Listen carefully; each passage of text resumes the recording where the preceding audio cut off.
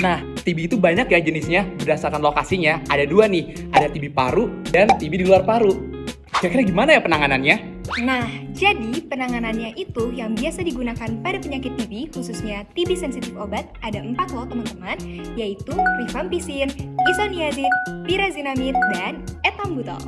Perlu diperhatikan ya, pengobatan tuberkulosis dibagi menjadi 2 fase, yaitu ada fase awal selama 2 bulan dengan obat-obatan rifampicin, isoniazid, pyrazinamide, dan juga ethambutol.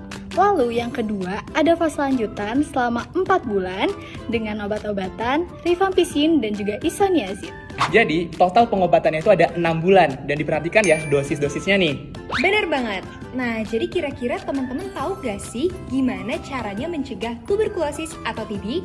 Yuk, tulis di kolom komentar dan jangan lupa di-share ya teman-teman.